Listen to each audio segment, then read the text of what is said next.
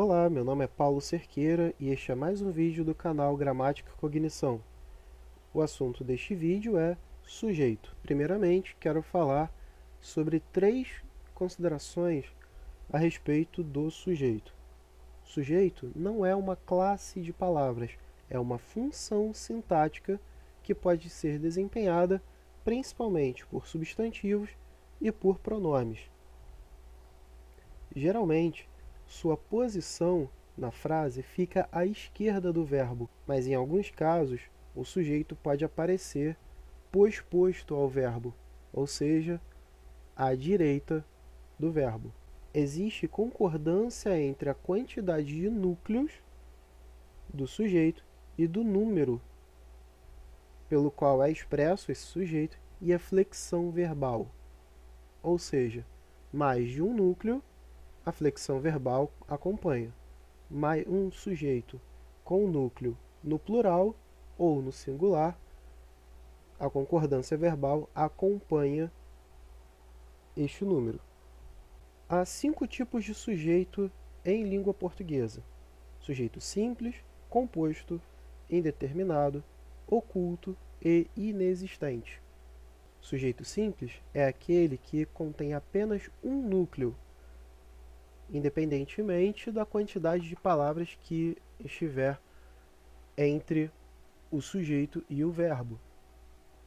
Por exemplo, Maria comprou um carro, a casa tinha janelas brancas, portas verdes e telhado azul, a bela choupana ficava no meio da floresta, mulheres fortes fazem diferença neste cargo, apenas as pessoas aptas a trabalhar podem cumprir uma jornada tão longa e parece que as flores desabrocharam. Em todos esses casos, apenas um núcleo pode ser identificado: Maria, na primeira, casa, na segunda, choupana, na terceira, mulheres, na quarta, pessoas, na quinta e flores. Na verdade, o sujeito inteiro da sexta é que as flores desabrocharam, mas este caso será melhor tratado quando falarmos de orações subordinadas. Sujeito composto é aquele que é formado por 2 ou mais núcleos. Então, eu e ele ficamos aqui o dia inteiro, João e Maria passearam pela floresta, este belo cavaleiro e esta bela dama formam um casal perfeito. Na frase 1, os núcleos são eu e ele. Na 2, João e Maria. Na terceira, cavaleiro e dama. Poderia haver muitos outros núcleos, a depender da frase. Isso faz com que o sujeito seja considerado composto.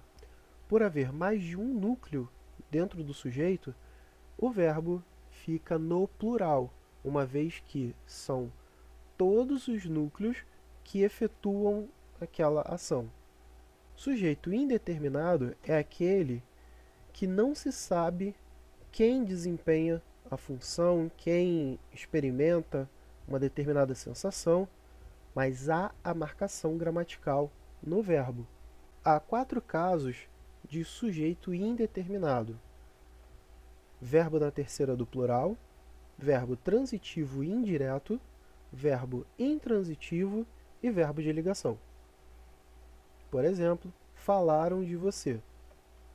Quem falou? Mesmo tendo a marcação de terceira pessoa do plural, não se sabe quem falou de você. O segundo exemplo, precisa-se de funcionários? Existe a marcação da terceira pessoa do singular, porém, não se sabe quem precisa de funcionários. Verbo intransitivo também indica sujeito indeterminado. Come-se muito bem naquele restaurante. Quem come? E verbo de ligação também tem sujeito indeterminado.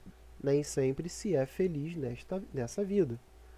O sujeito oculto é diferente do sujeito indeterminado, porque, como o próprio nome já diz, o sujeito oculto é um determinado ente que já se sabe qual é ou pode ser recuperado no discurso. Por exemplo, na frase número 1, Marina saiu de casa, fechou a porta, andou pela rua e foi para o trabalho. Na primeira oração, Marina saiu de casa, existe a marcação do sujeito por meio do nome Marina. Como Marina é o mesmo sujeito das demais orações, basta que este elemento apareça na primeira, que subentende-se que é o mesmo sujeito das demais. O sujeito Marina está oculto nas orações fechou a porta, andou pela rua e foi para o trabalho. Na frase 2, fechei a gaveta, subentende-se que seja eu. Já está certo de que eu fechei a gaveta. Isso pode ser recuperado no discurso. Quando eu coloco a frase saíram de casa nesta categoria,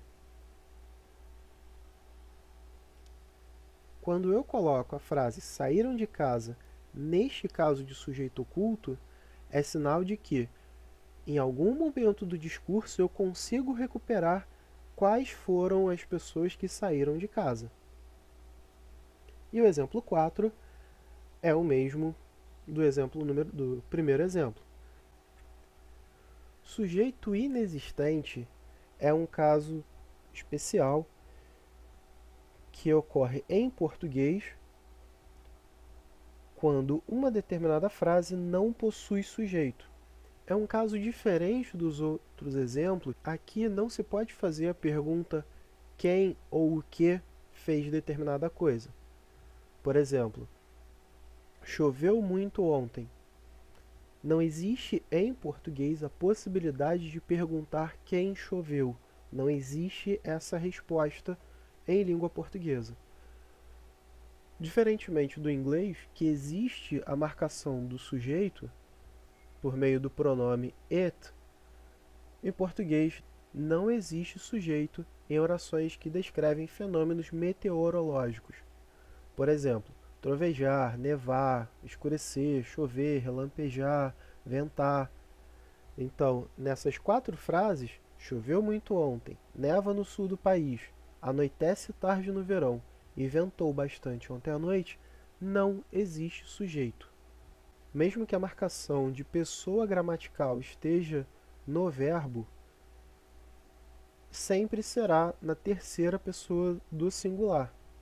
Sempre será conjugado na terceira pessoa do singular, mas nunca no plural.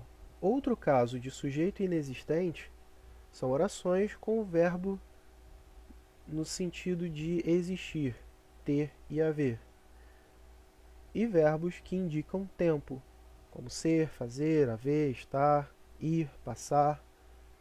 Por exemplo, ainda há amigos. Quem há? O que há?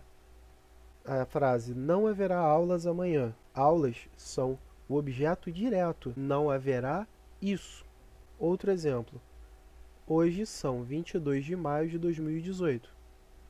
Outro exemplo. Fazia muito frio naquela noite. Em todos esses casos, não existe sujeito. Nem oculto, nem indeterminado. Espero que vocês tenham gostado. Inscrevam-se neste canal para outras dicas.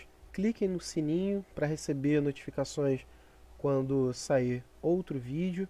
Compartilhem este vídeo e nos vemos no próximo vídeo. Um abraço, tchau, tchau.